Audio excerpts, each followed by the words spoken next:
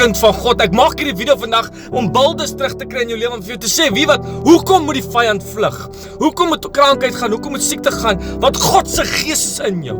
God se gees is met jou, saam met jou, waar ook al jy gaan. Hoekom as jy spreek moet goed gaan, want God se gees is in jou. Hoekom moet krankheid gaan? Hoekom moet hierdie siektes, angs gaan, want daar's klaar prys betaal op hy kruis. Ek sit met buldes vandag, maar weet wat, ons is so maklik om te vat wat die dokter sê. Ons is so maklik om te vat wat die wêreld sê. Ons is so maklik om te gaan lê en onsself jammer kry, maar ons besef vir die krag van God in ons nie.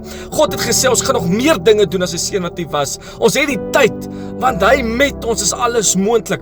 God sê vir my vanmôre, ek op my hart lê my, ons moet begin bultes kry, want hy in ons is groter as die wêreld. Hy in ons het klaar prys betaal op hy kruis. Hy in ons het klaar die pad vir ons voorberei. En ek wil sê met buldes, wie wat sê dit 'n video nie. Sê met ander, staan op met buldes en weet dit, jou vrug sal wys. En God in jou is groter as enigiets. Wie wat sê vir daai berg, tel jouself op, gooi die diepste see, want jy kom in die naam van jou Vader, die een wat was en is, die een wat daar altyd sal wees, en 'n breakthrough is op pad in Jesus se naam. Elke siekte sal gaan en opdroog nou in jou liggaam, want God is in jou. En weet wat, niks geen unclean spirit, geen ding van die vyand sal jou raak nie, as jy besef die krag binne jou, die gesag binne jou, en jou woorde dra krag, dat jy sal vir daai berg sê, tel jouself op in die naam van Jesus. En dat God se grootheid deur jou sal skyn. En weet wat, jy sal soos Lazarus uitkom daar en uitgeroep word, want weet, God roep jou op jou naam. Hy het jou by die naam gekies. Hy het jou geken voor die geboorte was, en hy ken elke haar op jou kop. En ek sê vandag, kind van God, staan op.